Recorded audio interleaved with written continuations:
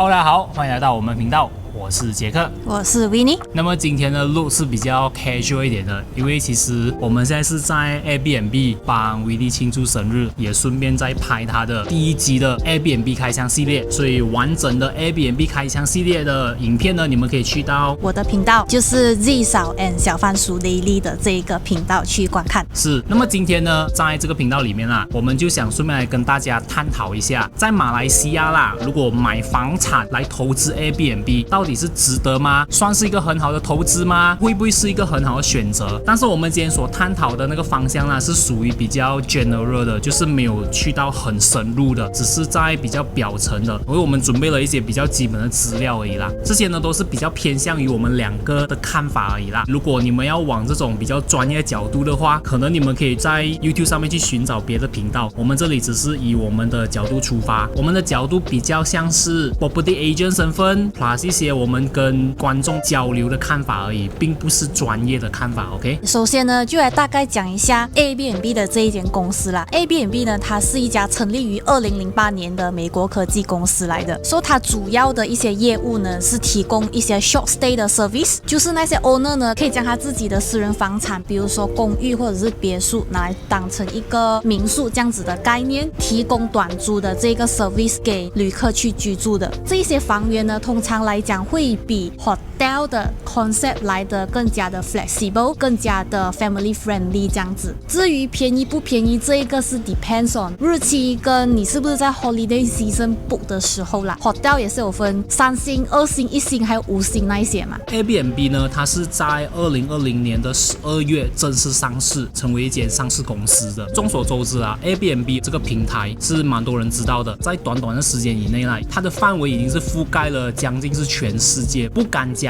各个角落都有，但是多数的主要城市你都可以发现到 Airbnb 的踪影。因为呢，它所开发的这个应用程序是非常方便的，它提供了这些要旅行的人啊，或者是商旅的人多了一项选择，就不一定你去到一个地方就只是需要朝酒店的这个方向去选，多了一些比较 local 的选择，比较平民化的住屋，就是可以体验到当地人住的那一些风土民情。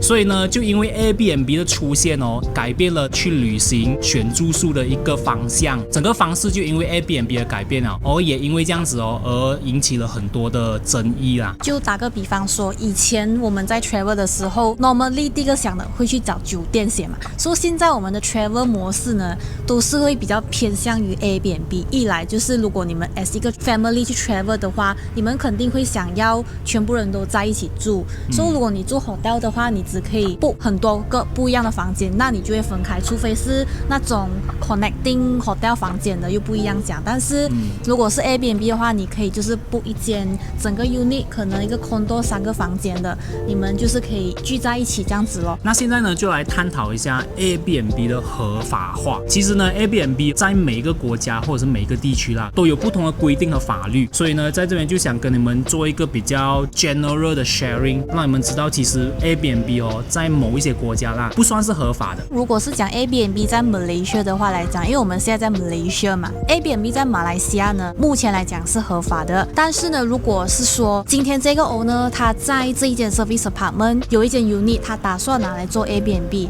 但是如果他这一间 service apartment 的 management 他们是不 allow 的话来讲，你也是没有办法可以做 Airbnb 的。 condominium 的话来讲呢， by right 是不能，因为 condominium 是属于 residential 来的，因为是 for residential purpose 嘛，居住的那一个目的，所以如果你拿来当商业用途的话 by right 是不能啦。但是 by left 的话来讲嘞，还是有很多 owner 拿来做 Airbnb 的。但如果有一些 management 他真的strictly不给的话，你就真的没有办法可以做了。那其实Airbnb 啦，在某一些国家还算是属于非法的状态的。那其实在马来西亚虽然是讲它没有明文规定的一个法律去讲这个是合法或者是不合法，但是呢还是一样可以通过一些程序上得到那个许可去经营这个 Airbnb 的。可以说打个比方，有一些地方政府呢，它会要求一个 permit 去经营 Airbnb 的 business。那有一些地方呢，可能对于这种 short stay 的 service 会有一定的一些限制啊，比如说住宿的时间，还有人数方面。相信大家在社交媒体上面也是有看过，就好像有一些人在 Airbnb 是租来做一些很激烈的运动啊，然后要不然就是把他们整个地方搞到很乱很肮脏啊，然后就不会去保护，就是开 party 啊，可能有一些会做非法事情还是怎样，不懂啦，就干扰到其他的居民。原本已经是住在那一边的居民，所以你想一下，如果你本身住在那一边，你每一天你的邻居都会有不一样的人出现这样子，你自己住在那边，你会觉得怎么样？就会造成这样子的一个问题出现了。那现在呢，就来跟大家进入这支影片最主要的一个观点，就是到底买房子来做 Airbnb， 它是一个值得投资吗？到底是一个可行的一个策略吗？那就否一个我自己的本身的看法好像我们现在住的这一边是 Puteri Harbour 嘛，对不对？Puteri Harbour 它本身它的周边的一个发展最主要就是围绕着 Legoland， 要不然就是 Medini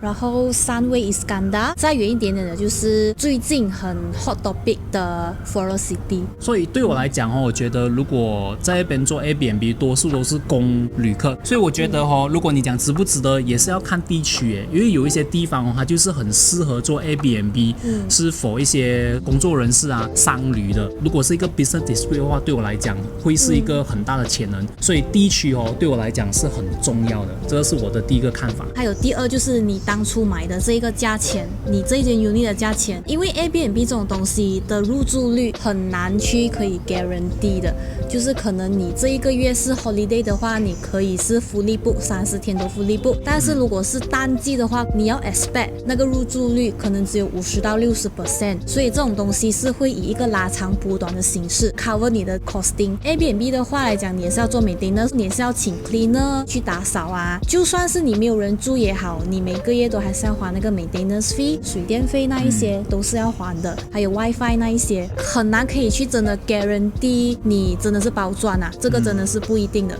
再来呢，就是我觉得你的那个买房的最主要的目的是什么先？如果你只是专门拿来要做 Airbnb 的话，这样子的话，你的心态一定要 prepare 好，会有一个心理准备，就是有可能 Airbnb 会被 ban， 所以到时候被 ban 的话呢，你的 next move、next action 是什么？就 for 一个 example，槟城最近就有 news 出来讲 residential title 的不可以做 Airbnb， 对，但是呢 other commercial title 的就可以 ，example service apartment 就是 commercial under HDA 的，如果那一栋楼的 management 是 allowed 的话，没有问题，可以继续做。就是讲 for example， 好像我们现在的家是 residential title 的嘛，对不对？之前如果我们做 Airbnb 的话，现在就是不可以做了的。对这个就是那个 risk， 因为该讲了嘛，没有明文规定，也没有法律讲是不可以做的，所以这个东西一直会在变的。对，就你在要买房做这个 Airbnb 的时候，你也是要想到这个部分。所以如果你讲买到来值不值得，可能你一开头你只是想说我买来可能如果以后没有办法做 Airbnb 拿来自己住这样子的情况下是蛮适合的。或者是租出去的市场也是没有问题的，这样就 OK。但如果你真的纯粹只是想要就是拿来做 Airbnb 的话，可能你真的是要入手一间 fully commercial title 的房子就会比较好啦。如果你打算买一间可能 landed property 来做 Airbnb， 这个就会有风险，而且我会建议就是 OK 啦，如果你真的 insist 没有办法咯，你可以买啦，这是你的选择，我没有拿枪去逼你。再来就是我觉得很多 owner 他们要投资 Airbnb 的最大的 concern 就是盈利那一方面啦。So 经营一间 Airbnb 呢，如果你自己本身是有时间的话 of course 你可以自己去经营，但是你要自己去做装修啊，去做 maintenance 啊，自己去找 cleaner 那一些，你要自己全部从 A 到 Z 做到完。A 的开始就是 marketing 可能你放在 Airbnb 的平台 Booking.com 还有 Agoda 的平台上面。再接下来就是 guest 的 check-in， 要怎么样的 check in 方式呢，然后到入住的时候 guest 有什么问题，他也还是会 refer to 你的。再来就是 check out 的话，你肯定是要找 cleaner 的嘛，所以 cleaner 这边也是很重要，因为有一些我的顾客他 feedback 给我说，他们本身自己体验的 Airbnb 并不是那么的好，是因为那个 cleaner 在做清洁的时候清理到不干净啦，就好像我们现在住的这一间，那个地上很油，它清不干净，所以这一点就是扣了很多的分数啦，简直就是 minus point。再来就是 Airbnb 上面的 rating 哦，就是 after guest check out 肯定会给 review 的嘛，所以如果这边分数差的话来讲，也是会影响到你下一个 guest 看你的分数，所以这整个就从 A 到 Z。如果你是自己一个人做的话，如果你不要这样麻烦的话，你就可以自己另外找那种 operator Airbnb 的 operator 或者是 property management 的公司，你请他们去帮你 manage， 但是你叫人家做东西，你肯定是要分给人家 commission。还是 profit sharing 这样子的东西的嘛？我觉得可以跟观众 share 一下 profit sharing 是怎样 run 的，就是一些比较 general 的 information。OK， 这种的话是 depends on 那一个 operator，每一间 operator 的经营的方式不一样啦。但是 as 一个 very very general 的话来讲，有一些公司会 charge 73分，有一些是82分。这样子咯。好啦，我觉得我们今天的分享就只是一些比较 general 的，就是我们现在自己住在 Airbnb 里面，就想突然间跟你们分享一下，我们对于这样子一个观点，很多观众他们会觉得，买房产来投资 Airbnb 来做 Airbnb 好像是一个很好赚的东西，但那其实也未必是的，因为有很多方面去考量的。有些如果你真的是去到一个很好的地方的话，那当然啦，你的入住率很高，当然是好赚。所以如果在看影片你们